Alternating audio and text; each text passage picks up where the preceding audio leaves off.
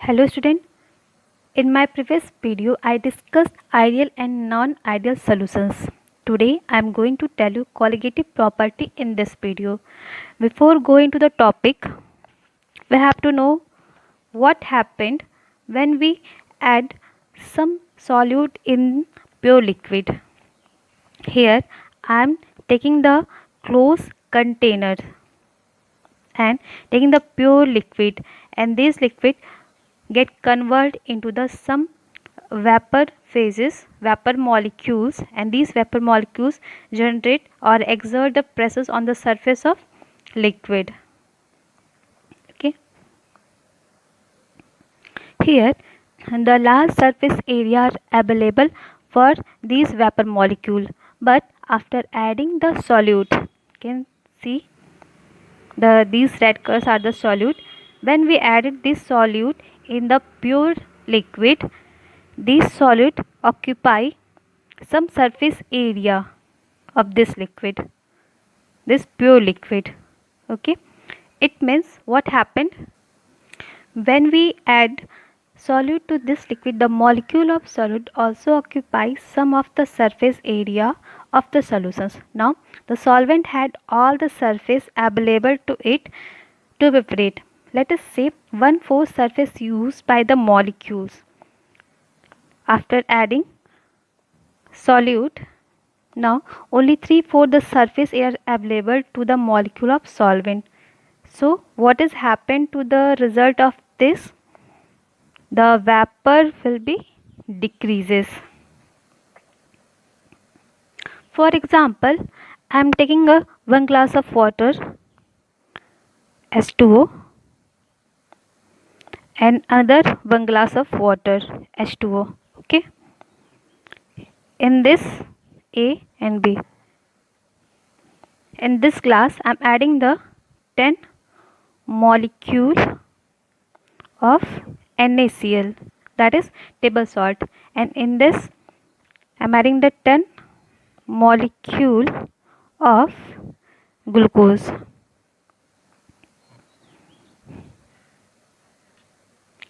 According to colligative properties, the property of the substance which is depend only on the number of the solute particles but not on the nature of the solute or called colligative property. It means in these two glasses there is same changes occur. There some same changes occur in these classes because colligative properties depend only on the number of solute, not on the nature of solvent. Nature means their size or the different solute you can take. The presence of solute affect the vapor pressure of solvent. Okay, it did not matter what the solute was. You can take any solute, like here I am taking the NaCl in one glass and another glass is taking the glucose. Okay, but the changes in both are the same because both have the same number of solute molecules. So how would you define the colligative properties? The colligative properties of the solution which depend only on the number of solute particles but not on the nature of the solute are called colligative properties.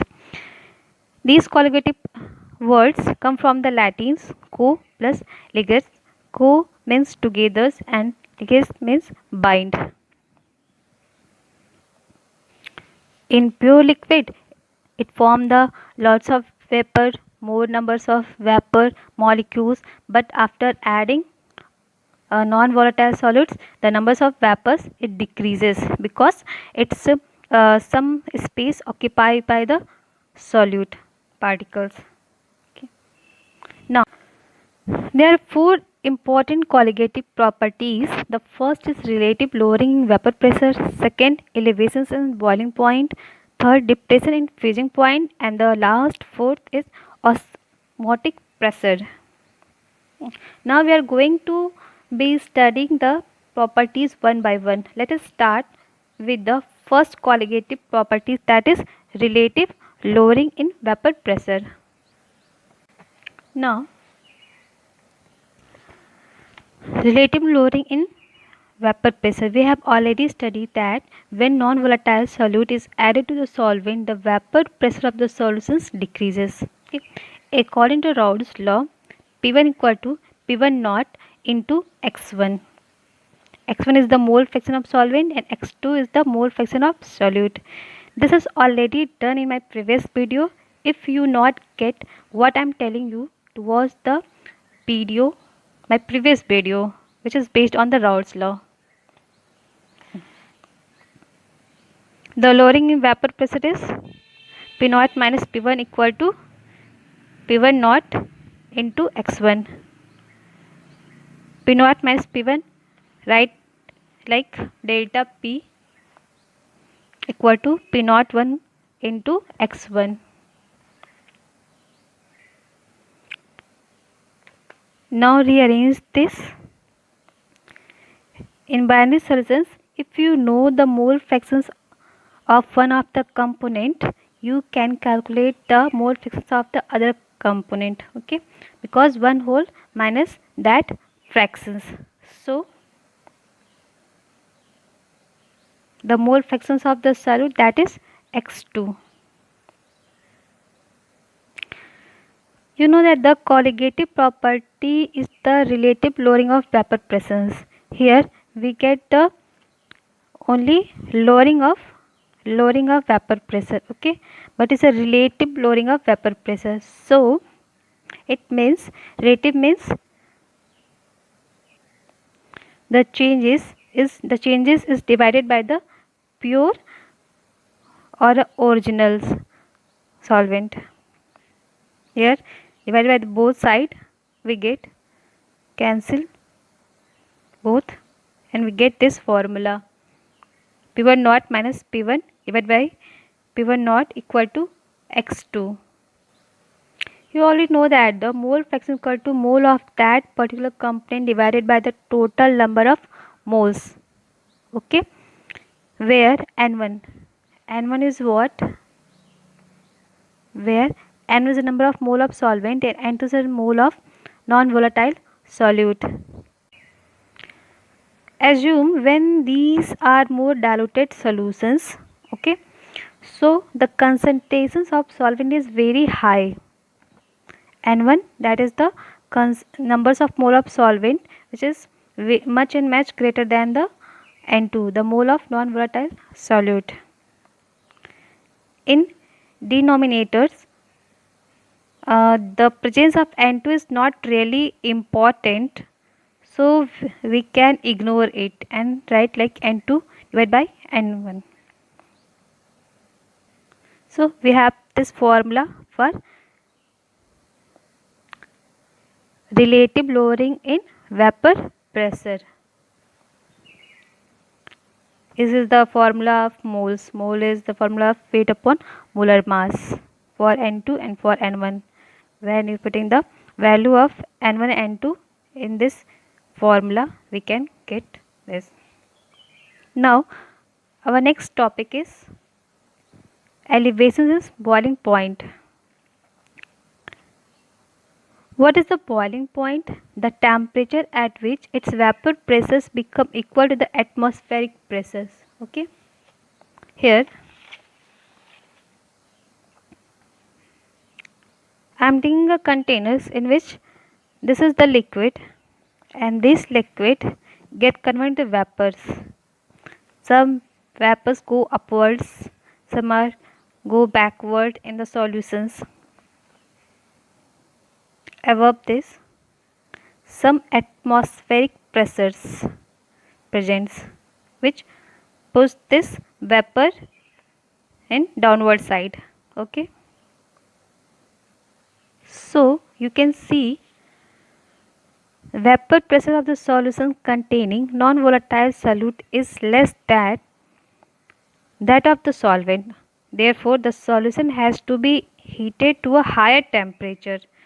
Okay, must be heated. This solution must be heated to high temperature to convert into the to pass this atmospheric pressures. Now, so that its vapor pressures become equal to the atmospheric pressures, and the boiling point of the solution is always higher than that of the pure solvent. Here is graph to explain this elevations in boiling point.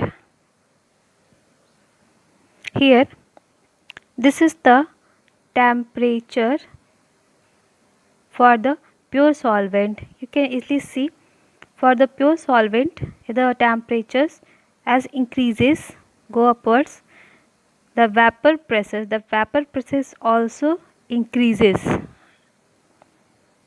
and become equal to the 1 atmospheric pressures. But this is the solvent, vapor pressures of solvent. When after adding the solute, which is non-volatile solute in the solvent, what happened? The vapor pressure is decreases. So here the vapor pressure decreases. That's why we need to increase this temperature. When increase these temperatures and the vapor pressure of solutions go upwards, and this equal to the 1 atmospheric pressure, 1 atm. Okay, and this delta T is the elevations in boiling point. Now, the difference in the boiling point of the solutions Tv and the pure solvent Tv naught is called elevations in boiling point, that is delta Tv. Here delta Tv is the changes in Tv minus Tv naught. Tv naught is the pure, the temperatures. Okay, the temperature for pure solvent. This is changes. Okay, and you know that the delta Tv is directly to molality. After remove the constant, we get the constant Kb. Kb is also known as molar elevations constant or boiling point elevations constant or ebullioscopic constant. The unit of Kb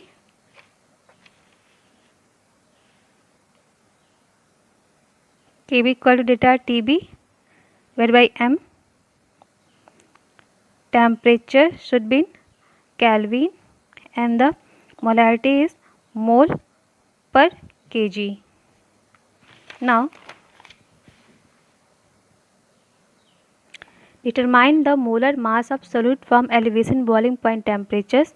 Here the molarity equal to mole of solute into 1000 divided by weight of solvent in grams. And the mole equal to weight upon molar weight. M is equal to W2 into 1000 upon M2 into W1. The mole of solute is W2 upon M2. And now put the value in this and we get W2 into 1000 upon M2 into W1 and delta Tv, and the value of M is putting in the this formula delta Tb kVm, and we get M2 equal to Kb into W2 into 1000 by W1 into delta Tb.